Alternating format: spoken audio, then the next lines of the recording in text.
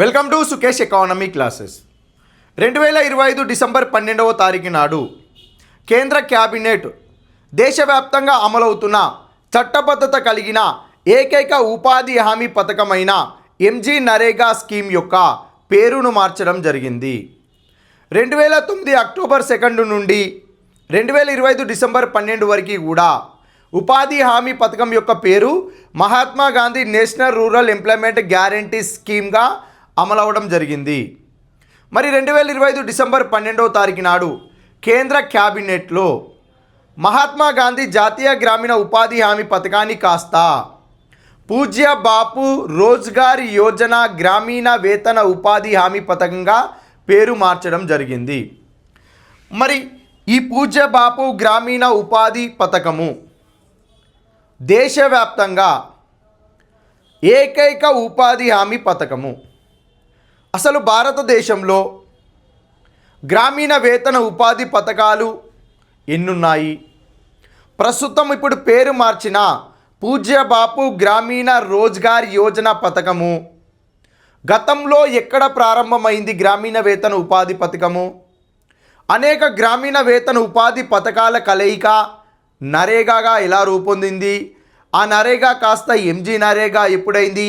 MG NREGA కాస్త ప్రస్తుతము పూజ్య బాపు రోజ్గార్ యోజన గ్రామీణ ఉపాధి హామీ పథకంగా పేరు మార్చడం జరిగింది. ఈ వేతన ఉపాధి హామీ పథకానికి సంబంధించిన బ్యాక్గ్రౌండ్ క్లియర్గా చూస్తే ఇటీవల కాలంలో నిర్వహించిన చాలా రకాల కాంపిటేటివ్ ఎగ్జామ్లో ఎంజీ నరేగా పథకంలో క్రింది ఏ పథకాలు విలీనం చేయబడ్డాయి అనే ప్రశ్నలు అడగడం జరిగింది. మరి ఇప్పుడు ప్రస్తుతము పూజ్య బాపు గ్రామీణ వేతన ఉపాధి హామీ పథకం అంటున్నాం కదా. ఈ పూజ్య బాపు గ్రామీణ వేతన ఉపాధి హామీ పథకం యొక్క రూట్స్ ఎక్కడ ఉన్నాయి? మొదట ఎప్పుడు ప్రారంభమైంది గ్రామీణ వేతన ఉపాధి హామీ పథకము?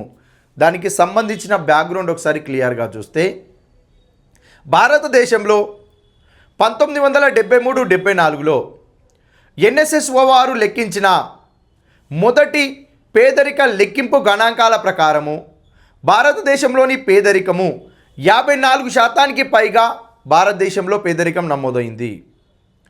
1950 నుండి 1970 వరకు పంచవర్ష ప్రణాళికల అమల్లో భాగంగా కేంద్ర ప్రభుత్వము ట్రికిల్ డౌన్ ఎఫెక్ట్ థియరీని అనుసరించడం జరిగింది. ఈ ట్రికిల్ డౌన్ ఎఫెక్ట్ థియరీలో భాగంగా సామాజిక సంక్షేమానికి, బడుగు బలహీన వర్గాల వారికి, పేదవారిని నిరుద్యోగాల కోసం ప్రత్యేకంగా కేటాయింపులు ఉండవు. దీనివలన భారతదేశంలో 1973-74 నాటికి సగభాగానికంటే ఎక్కువ జనాభా పేదరికంలోనే కూరుకుపోయారు. 1950 నుండి 1970 వరకు అనుసరించిన ట్రికిల్ డౌన్ ఎఫెక్ట్ థియరీ విఫలమవడం వలన 1970 నుండి పంచవర్ష ప్రణాళికల అమల్లో భాగంగా టార్గెట్ గ్రూప్ అప్రోచ్ థియరీని అనుసరించారు. టార్గెట్ గ్రూప్ అప్రోచ్ థియరీ అంటే లక్షిత వర్గాల ఎంపిక పంపిణీ. ఎవరు పేదవారు, ఎవరు నిరుద్యోగులు, ఎవరు అత్యంత నిరుపేదలు, ఎవరు అత్యంత పేదలు ఉన్నారు వాళ్ళను గుర్తించి నిరుద్యోగుల కోసం సంక్షేమ పథకాలు, పేదవారి కోసం సంక్షేమ పథకాలు, గ్రామీణ ప్రాంతాలు డెవలప్ అయితే గ్రామీణ ప్రాంతాలు చాలా వెనుకబడ్డాయి, అలాంటి గ్రామీణ ప్రాంతాలకు పథకాలు అనగా లక్షిత వర్గాలు, పేదవారు ఎవరు, నిరుద్యోగులు ఎవరు, వెనుకబడ్డ ప్రాంతం ఏంది, కొండ ప్రాంతం ఏందని ఇలా సెలెక్ట్ చేసి ఈ లక్షిత వర్గాల కోసము ప్రత్యేకంగా పథకాలను రూపొందించడం జరిగింది. అలా 1977లో భారతదేశంలోని గ్రామీణ ప్రాంతాల్లో అత్యంత దుర్భర జీవితం గడుపుతున్న వారు పేదల కోసము ప్రత్యక్షంగా వ్యవసాయ పనుల కాలంలో కాకుండా వ్యవసాయ పనులు అయిపోయిన తర్వాత ఖాళీగా ఉండే గ్రామీణ ప్రాంతంలోని పేద ప్రజల కోసము ప్రత్యేకంగా ఫుడ్ ఫర్ వర్క్ ప్రోగ్రామ్ను ప్రారంభించింది కేంద్ర ప్రభుత్వం 1977లో. పనికి ఆహార పథకం అనే పేరుతోటి 1977లో ఫుడ్ ఫర్ వర్క్ ప్రోగ్రామ్ను ప్రారంభించింది. గ్రామీణ ప్రాంతంలోని పేదరికాన్ని ప్రత్యక్షంగా రూపుమాపాలి అనే ఉద్దేశంతో 1975లో ఇందిరాగాంధీ ప్రభుత్వము 20 సూత్రాల కార్యక్రమాన్ని తీసుకొచ్చింది. ఆ 20 సూత్రాల కార్యక్రమంలో భాగంగా గ్రామీణ ప్రాంతానికి కావలసిన అన్ని రకాల సదుపాయాలను కల్పిస్తూ గ్రామీణ ప్రాంతాలలో పేదలను టార్గెట్ చేసి ఆ పేదలను పేదరికం నుంచి బయటపడేలా అన్ని రకాల చర్యలు చేపట్టారు. పేదలు పేదరికం నుంచి బయటపడాలి అంటే తినడానికి తిండి లేని కుటుంబాలు కూడా భారతదేశంలో ఉన్నాయి. అలాంటి వారి కోసం ప్రత్యేకంగా వ్యవసాయ పనులు లేని కాలంలో సంవత్సరంలో 100 రోజుల పాటు వారికి ఉపాధి కల్పించి ఆ ఉపాధికి గాను ఒక కుటుంబానికి ఒక రోజుకు సరిపడా ఆహార ధాన్యాలను సరఫరా చేయడమే 1977లో తీసుకొచ్చిన ఫుడ్ ఫర్ వర్క్ ప్రోగ్రాం యొక్క ప్రధాన ఉద్దేశము. ఉత్తర భారతదేశంలో ఒక కుటుంబం తరపున ఒక వ్యక్తికి పని కల్పిస్తే ఆ కుటుంబానికి సరిపడా ఒక రోజుకు 2.5 కిలోల గోధుమలు ఇవ్వడం జరుగుతుంది. ఇక్కడ వీరందరూ కూడా పనిచేసిన వారు. వీళ్ళు పనిచేసిన తర్వాత వాళ్ళకు వేతనంగా 2.5 కిలోల గోధుమలను తీసుకుంటున్నారు ఉత్తర భారతదేశంలో. అదే దక్షిణ భారతదేశంలో అయితే పనిచేసిన వారు వాళ్ళ కుటుంబానికి కావాల్సిన ఆహార కొరతను తీర్చడం కోసము 2.5 కిలోల బియ్యాన్ని సప్లై చేయడం జరుగుతుంది. ఇలా 1977లో ఫుడ్ ఫర్ వర్క్ ప్రోగ్రాం పేరుతోటి ఉత్తర భారతదేశంలో దక్షిణ భారతదేశంలో ఆహార ధాన్యాల కొరతను తీర్చాలి పేద కుటుంబాలలో అని చెప్పి ఒక స్కీమ్ తీసుకురావడం జరిగింది. మరి ఫుడ్ ఫర్ వర్క్ ప్రోగ్రాంలో భాగంగా ఆహార ధాన్యాల కొరత తీరిస్తే వాళ్ళు పేదరికం నుంచి బయటపడతారా? బయటపడరు. అసలు పేదరికం అంటే ఏంటిదండి? ఆహారము ప్లస్ ఆహారేతర అంశాలు కూడా ఉంటాయి. ఆహారంతో పాటు 5 ఆహారేతర అంశాలు ఉన్నాయి. వస్త్రాలు, గృహవసతి, పాదరక్షలు, మన్నిక గల వస్తువులు, విద్య, వైద్యం, వ్యవస్థాపక ఖర్చులు అన్నీ కలిపితే ఇవన్నీ కూడా ఒక నెలకు అయ్యే కనీస వినియోగ వ్యయం ఎంత ఉంటుందో వాటిని తీర్చగలిగే స్థితిలో ఉంటే వారు పేదవారు కాదు. కనీస అవసరాలకు అయ్యే కనీస వినియోగ వ్యయాన్ని సంపాదించుకోలేని స్థితిలో ఉంటే వారు పేదవారు. మరి ఈ పథకంలో నువ్వు ఆహార ధాన్యాలనే ఇచ్చావు, మిగిలిన 5 ఆహారేతర అంశాల కోసము వేతనాలు కావాలి. కాబట్టి ఈ ఫుడ్ ఫర్ వర్క్ ప్రోగ్రామ్ని కాస్త 1980లో ఇందిరాగాంధీ ప్రభుత్వం ఏం చేసిందంటే కొంచెం స్కీమ్ని మాడిఫై చేసింది. ఏమని? నేషనల్ రూరల్ ఎంప్లాయ్మెంట్ ప్రోగ్రామ్ 1980లో తీసుకొచ్చారు. జాతీయ గ్రామీణ ఉపాధి పథకము, హామీ పథకం కాదు, జాతీయ గ్రామీణ ఉపాధి పథకం 1980. ఇందిరాగాంధీ ప్రభుత్వము పేదవారి కోసము గ్రామీణ ప్రాంతాల్లో ఉపాధి కల్పించి ఆహార ధాన్యాలను సప్లై చేస్తున్నాము ఈ స్కీమ్లో భాగంగా. దీన్ని కొంచెం మార్చి గ్రామీణ ప్రాంతంలోని పేద కుటుంబాలకు సంవత్సరంలో 100 రోజుల పాటు ఉపాధి కల్పించి వాళ్ళకి కావలసిన ఆహార ధాన్యాలను కేంద్రము అనగా మేము ఇస్తాము. వాళ్ళ కనీస అవసరాల కోసము ప్రత్యేకంగా రాష్ట్రాలు 50% నిధుల రూపంలో వాళ్ళకి వేతనాలు కూడా ఇవ్వాలి అని చెప్పి ఇందిరాగాంధీ ప్రభుత్వము నేషనల్ రూరల్ ఎంప్లాయ్మెంట్ ప్రోగ్రామ్ని తీసుకొచ్చింది. దీనిలో భాగంగా 50% నిధులు కేంద్రం ఏం చేస్తుంది? ఆహార ధాన్యాలను ఇస్తుంది. ఉత్తర భారతదేశంలో గోధుమలు, దక్షిణ భారతదేశంలో రైస్ ఇస్తుంది. మిగిలిన 50% నిధులు జీతభత్యాలు అనగా వేతనం రూపంలో ఎవరివ్వాలి? రాష్ట్రాలు ఇవ్వాలి గ్రామీణ ప్రాంతంలోని పేద ప్రజలకు, ఈ పథకంలో అర్హత కలిగిన వ్యక్తులకు. అయితే 1980లో తీసుకొచ్చిన ఈ నేషనల్ రూరల్ ఎంప్లాయ్మెంట్ ప్రోగ్రాం అనేది గ్రామీణ ప్రాంతంలోని పేద కుటుంబాల వారిని లబ్ధిదారులుగా గుర్తించాలి, వాళ్ళని పేదరికం నుంచి బయటపడేలా చర్యలు చేపట్టాలి, వాళ్ళకి కావలసిన కనీస అవసరాలను ప్రభుత్వమే కల్పించే విధంగా చర్యలు చేపట్టాలి. ఇప్పుడు ఎగ్జాంపుల్కి మాట్లాడుకుంటే ఒక గ్రామం అండి, ఈ గ్రామంలో ఒక 1000 మంది ఉన్నారు. ఎంతమంది? 1000 మంది ఉన్నారు. ఈ 1000 మందికి కలిపి ఒక 250 కుటుంబాలు ఉంటే ఈ 250 కుటుంబాలలో ఒక 50 కుటుంబాలకు ఎలాంటి భూమి లేదు. వాళ్ళకి అసలు ఆ గ్రామంలో భూమి అసలే లేదు, ఒక గృహం మాత్రమే ఉన్నది. మరి ఇప్పుడు ఇక్కడ ఈ 250 కుటుంబాలలో మొత్తంగా ఒక 150 పేద కుటుంబాలు ఉన్నాయి. ఈ 150 పేద కుటుంబాలలో ఈ 50 కుటుంబాలు కూడా ఉన్నాయి, భూమి లేని కుటుంబాలు కూడా ఉన్నాయి. కానీ ఈ పథకంలో భాగంగా లబ్ధిదారులుగా భూమి ఉన్నవారు కూడా అవకాశాలు పొంది ఆ గ్రామీణ ప్రాంతంలో ఒక 100 కుటుంబాల వారు నేషనల్ రూరల్ ఎంప్లాయ్మెంట్ ప్రోగ్రాంలో భాగంగా సంవత్సరంలో 100 రోజుల పాటు పని కల్పించుకొని వాళ్ళే లబ్ధి పొందడం జరిగింది. మరి గ్రామీణ ప్రాంతంలో పేద కుటుంబాలలో భూమి లేని నిరుపేదలకు నేషనల్ రూరల్ ఎంప్లాయ్మెంట్ ప్రోగ్రాంలో భాగంగా ఎలాంటి లబ్ధి చేకూరలేదు. గ్రామీణ పేదరికం ఇంకా పెరుగుతూ వస్తుంది. ఎందుకోసం ఈ పేదరికం పెరుగుతుంది అని సర్వే చేపడితే నేషనల్ రూరల్ ఎంప్లాయ్మెంట్ ప్రోగ్రాం అనేది లబ్ధిదారులను గుర్తించడంలో విఫలమైంది. గ్రామీణ ప్రాంతాల్లో భూమి లేని నిరుపేదలకు ఈ నేషనల్ రూరల్ ఎంప్లాయ్మెంట్ ప్రోగ్రాం ద్వారా ఎలాంటి బెనిఫిట్స్ అందట్లేదు అని చెప్పి ప్రత్యేకంగా కేంద్ర ప్రభుత్వానికి తెలియజేస్తే 1983లో ఇందిరాగాంధీ ప్రభుత్వము ప్రత్యేకంగా గ్రామీణ ప్రాంతాలలోని భూమి లేని నిరుపేదల కోసము ప్రత్యేకంగా ఒక పథకాన్ని తీసుకురావడం జరిగింది. ఆ పథకం పేరే rural landless employment guarantee programme 1983. భూమి లేని నిరుపేదల కోసము గ్రామీణ ప్రాంతాలలోని భూమి లేని నిరుపేదల కోసము గ్యారంటీతో అనగా హామీతో కూడిన ఉపాధి పథకాన్ని ప్రారంభిస్తున్నాము. ఇందులో భాగంగా కేంద్ర ప్రభుత్వమే 100% నిధులతోటి గ్రామీణ ప్రాంతంలోని భూమి లేని నిరుపేద కుటుంబాలలో కుటుంబానికి ఒకరి చొప్పున సంవత్సరంలో 100 రోజుల పాటు వారికి ఉపాధి కల్పించి వేతనము ఇస్తాము. ఇది పక్కా హామీతో కూడిన పథకము అని చెప్పి ఇందిరాగాంధీ ప్రభుత్వం 1983లో అనౌన్స్ చేసి అమలు ప్రక్రియ మొదలుపెట్టింది. 1984లో ఇందిరాగాంధీ మరణము, ఆ తరువాత ఈ పథకం అనేది పూర్తి స్థాయిలో అమల్లోకి రాలేదు. ఇప్పుడు rural landless employment guarantee program అనేది కూడా గ్రామీణ ప్రాంతంలోని భూమి లేని నిరుపేదలకు, నేషనల్ రూరల్ ఎంప్లాయ్మెంట్ ప్రోగ్రామ్ అనేది గ్రామీణ ప్రాంతంలో ఉన్న పేదలందరికీ. ఈ రెండు పథకాలు కూడా ఒకే ఉద్దేశము, ఏంటిది? ఉపాధి కల్పించడమే. ఈ ఉపాధి కల్పించడంలో భాగంగా గ్రామంలో ఉన్న ప్రజలందరికీ కూడా వర్తించేలాగా భూమి లేని నిరుపేదలు పేదలందరినీ కూడా గుర్తించి వాళ్ళని సెంట్రలైజ్డ్ చేసి అందులో నుండి లబ్ధిదారులను ఎంపిక చేయడం కోసము ఈ రెండు పథకాలను కాస్త 1989లో ఒకే పథకంగా రూపొందించారు. అది జవహర్ రోజ్గార్ యోజన పథకము.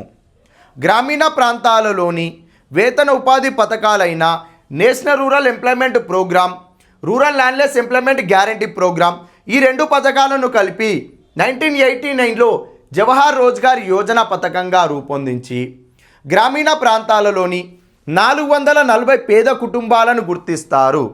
అందులో భూమి లేని నిరుపేదలను ముందుగా గుర్తించి ఆ తర్వాత పేదవారిని గుర్తించి మొత్తంగా 440 కుటుంబాలను గుర్తించి సంవత్సరంలో ఈ 440 కుటుంబాలలో ప్రతి వ్యక్తికి అనగా కుటుంబానికి ఒక వ్యక్తి చొప్పున సంవత్సరంలో 100 రోజుల పాటు ఉపాధిని కల్పించేందుకై జవహర్ రోజ్గార్ యోజన అనే స్కీమ్ను తీసుకురావడం జరిగింది.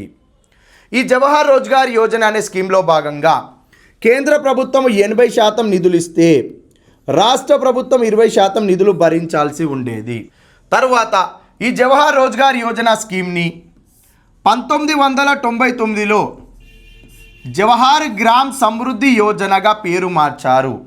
ఎట్లాంటి జవహర్ గ్రామ్ సమృద్ధి యోజనగా పేరు మార్చారు 1999లో. జవహర్ రోజ్గార్ యోజనలో ఏవైతే గైడ్లైన్స్ ఉన్నాయో, ఏవైతే ముఖ్యాంశాలు ఉన్నాయో, ఏవైతే ప్రిన్సిపల్స్ ఉన్నాయో వాటన్నిటినీ కూడా జవహర్ గ్రామ్ సమృద్ధి యోజనలో పొందుపరిచారు. పథకంలో ఉన్న ముఖ్యాంశాలను ఏంటివి కూడా మార్చలేదు. కానీ జవహర్ రోజ్గార్ యోజన నిధులను కేంద్రము రాష్ట్రాలకు పంపిస్తే రాష్ట్రాలు స్థానిక ప్రభుత్వాలకు పంపించేవి.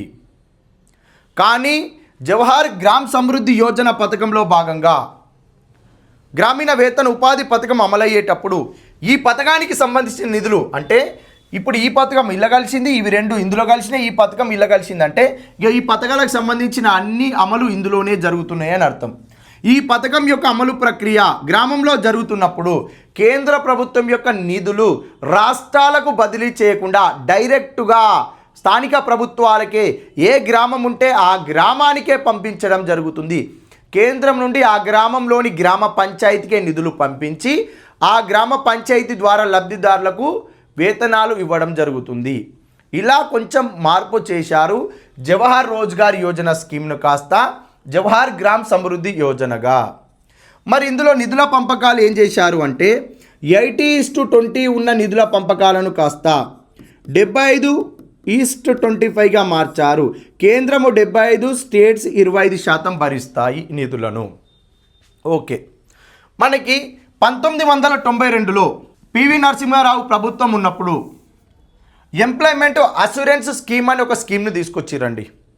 ఎందుకు ఆ స్కీమ్ తీసుకొచ్చారు అంటే 1972, 73లో employment guarantee scheme of Maharashtra అని చెప్పి మహారాష్ట్ర ప్రభుత్వము ఆ మహారాష్ట్రలోని వెనుకబడ్డ ప్రాంతాలు, కొండ ప్రాంతాలు, కరువు పీడిత ప్రాంతాలలో ప్రత్యేకంగా నివసించే ప్రజల కోసము సంవత్సరంలో 100 రోజుల పాటు ఉపాధి కల్పించి ఆ వెనుకబడ్డ ప్రాంతాలను, కొండ ప్రాంతాలను, కరువు పీడిత ప్రాంతాలను అభివృద్ధి పథంలోకి తీసుకురావాలి, అక్కడున్న ప్రజల యొక్క ఆదాయాలను పెంచాలి, ఆ ప్రాంతాల్లో ఉన్న ప్రజల పేదరికాన్ని రూపుమాపాలి అని చెప్పి మహారాష్ట్ర ప్రభుత్వము ఆ మహారాష్ట్రలో ఉన్న వెనుకబడ్డ ప్రాంతాల కోసం ప్రత్యేకంగా ఉపాధి హామీ పథకాన్ని తీసుకొచ్చింది.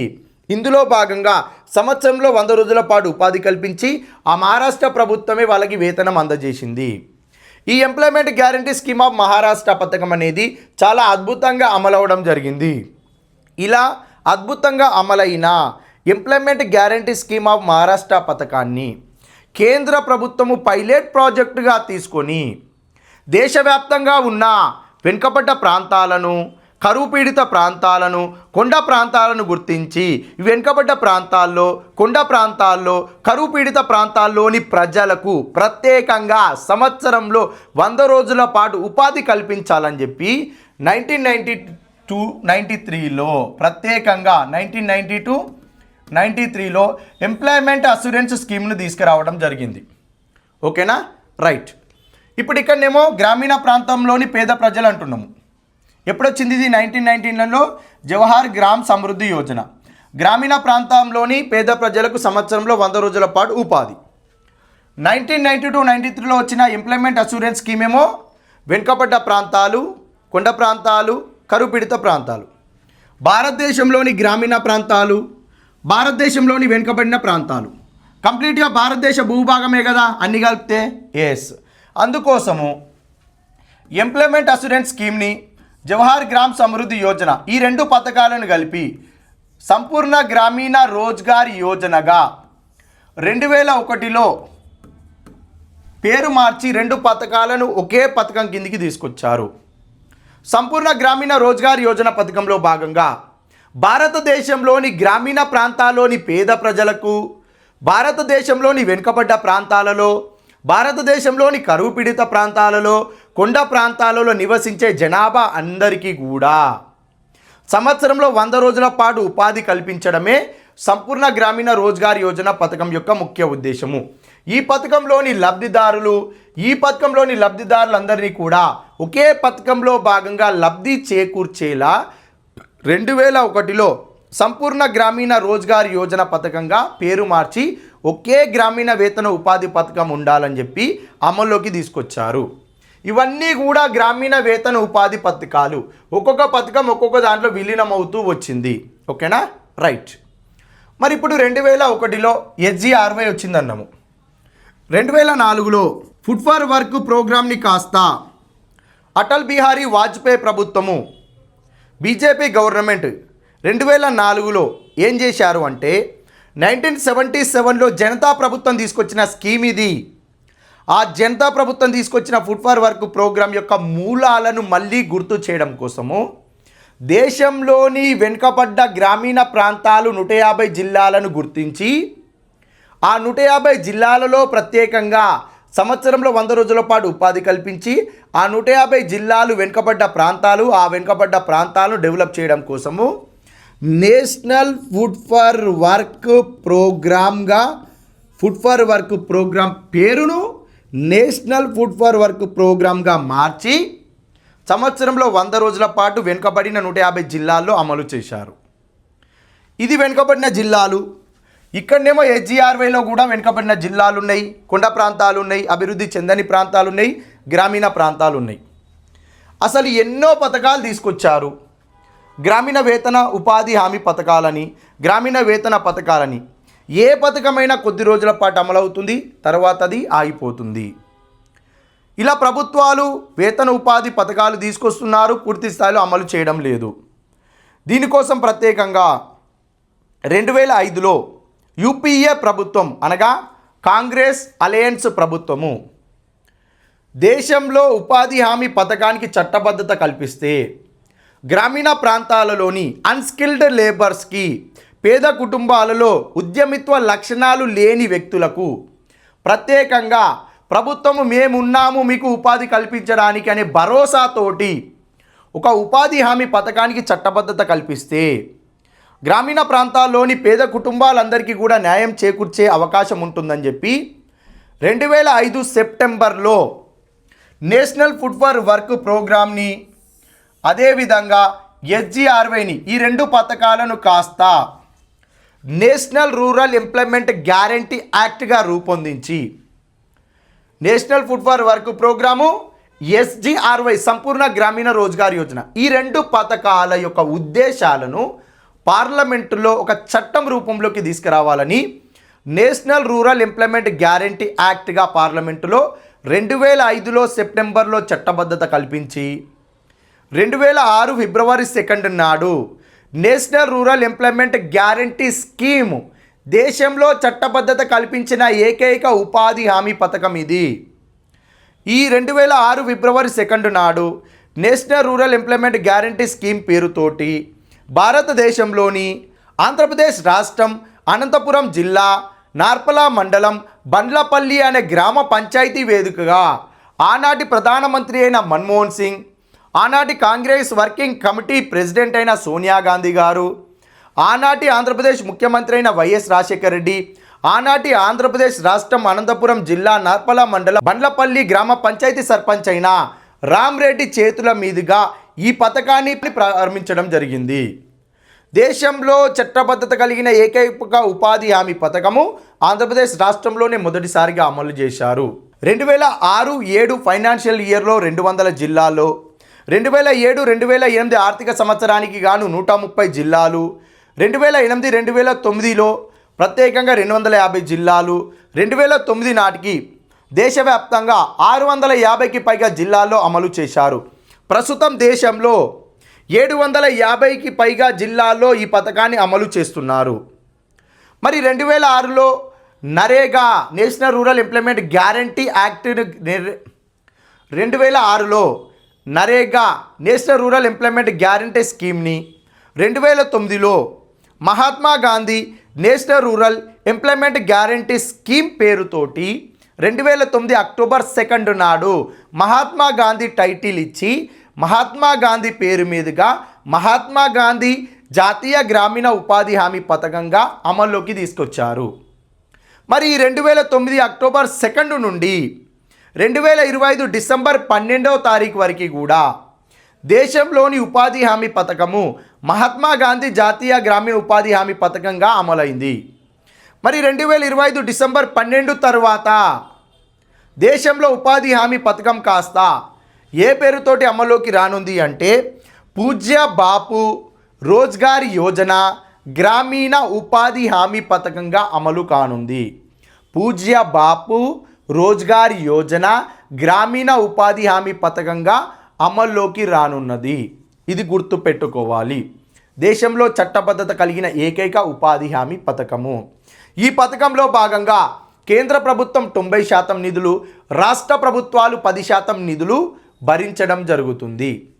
మరి ఈ యొక్క కేంద్ర క్యాబినెట్ 2025 డిసెంబర్ 12వ తారీఖు నాడు పూజ్య బాపు రోజ్గార్ యోజన గ్రామీణ ఉపాధి హామీ పథకంలో మరి అన్స్కిల్డ్ లేబర్స్ నైపుణ్యం లేని కార్మికులకు సంవత్సరంలోని 100 రోజుల పాటు ఉపాధి ఉండేదానిని సంవత్సరంలో 100 రోజుల నుండి 125 రోజులకు పని దినాలను పెంచడం జరిగింది. దేశవ్యాప్తంగా గ్రామీణ ప్రాంతాలలో అన్స్కిల్డ్ వర్కర్స్కి ఉద్యమిత్వ లక్షణాలు లేని కార్మికులకు, నైపుణ్యం లేని కార్మికులకు సంవత్సరంలో 125 రోజుల పాటు పని కల్పించి వాళ్ళకు వేతనం అందించడమే హామీతో కూడిన ప్రక్రియ. ఇది కేంద్ర క్యాబినెట్ అనేది 2025 డిసెంబర్ 12న అప్రూవల్ ఇవ్వడం జరిగింది. అదేవిధంగా కేంద్ర క్యాబినెట్లో గ్రామీణ వేతన ఉపాధి హామీ పథకంలో భాగంగా ఒకరోజు వేతనానికి కూడా ధరల పెంపుదల చేస్తాము అనగా వేతనాన్ని పెంచుతామని చెప్పి కూడా తెలియజేశారు. మరి ప్రస్తుతానికి గ్రామీణ వేతన ఉపాధి పథకంలో భాగంగా ఒకరోజు వేతనానికి అత్యధికంగా వేతనం అందిస్తున్న రాష్ట్రాలు చూస్తే 2025-26 ఆర్థిక సంవత్సరానికి గాను అప్డేట్ చేసిన వేతనాలలో ఒకరోజు వేతనంగా గరిష్టంగా అత్యధికంగా ఇస్తున్న రాష్ట్రం ఏంటిది అంటే హర్యానా రాష్ట్రం. ఒక రోజుకు జాతీయ గ్రామీణ ఉపాధి హామీ పథకంలో భాగంగా 400 రూపాయలు ఇవ్వడం జరుగుతుంది. గోవా రాష్ట్రము 378 రూపాయలు ఇవ్వడం జరుగుతుంది. కర్ణాటకలో 370 రూపాయలు, కేరళలో 369 రూపాయలు. ఫస్ట్ హర్యానా, ఆ తర్వాత గోవా, ఆ తర్వాత కర్ణాటక, ఆ తర్వాత కేరళ. ఈ ఆర్డర్ కంపల్సరీ గుర్తుపెట్టుకోవాలి. ఇది అప్డేట్ పార్ట్ చూసుకోవాలి ఎప్పటికప్పుడు. అదేవిధంగా మనకి జాతీయ గ్రామీణ ఉపాధి హామీ పథకంలో భాగంగా ఒక రోజు వేతనానికి కనిష్టంగా తక్కువగా ఇస్తున్న రాష్ట్రాలు చూస్తే అరుణాచల్ ప్రదేశ్ మరియు నాగాల్యాండ్లో ఒక రోజు వేతనంగా 241 రూపాయలు ఇస్తున్నారు. అదేవిధంగా బీహార్లో 255 రూపాయలు ఇస్తున్నారు. అస్సాంలో 256 రూపాయలు ఇవ్వడం జరుగుతుంది. మరి తెలంగాణ, ఆంధ్రప్రదేశ్ ఉభయ రాష్ట్రాలలో, తెలుగు రాష్ట్రాలలో జాతీయ గ్రామీణ ఉపాధి హామీ పథకంలో భాగంగా ఒకరోజు వేతనానికి గాను ఎంత ఇస్తున్నారు అంటే 307 రూపాయలు ఇవ్వడం జరుగుతుంది. రానున్న రోజుల్లో ఈ వేతనాలను కూడా ఇంకా పెంచే అవకాశం ఉందని చెప్పి కూడా కేంద్ర క్యాబినెట్లో డిసిషన్ తీసుకున్నారు. ఈ రోజు నుండి అనగా ప్రస్తుతం నుండి మనము పూజ్య బాపు రోజ్గార్ యోజన జాతీయ గ్రామీణ ఉపాధి హామీ పథకంగా మాట్లాడుకోవాలి. ఈ పూజ్య బాపు రోజ్గార్ యోజన గ్రామీణ వేతన ఉపాధి హామీ పథకంలో భాగంగా ఏ ఏ అంశాలు ఉన్నాయి, ఇందులో వేతనాలకు సంబంధించి ఇందులో ఉపయోగించే సాఫ్ట్వేర్ కానీ, టోల్ ఫ్రీ నంబర్ కానీ, ఈ యొక్క పథకం యొక్క పూర్తి వివరాలను మనము తర్వాత క్లాస్లో మాట్లాడుకుందాము. Thank you. Please subscribe Sukesh economy YouTube channel.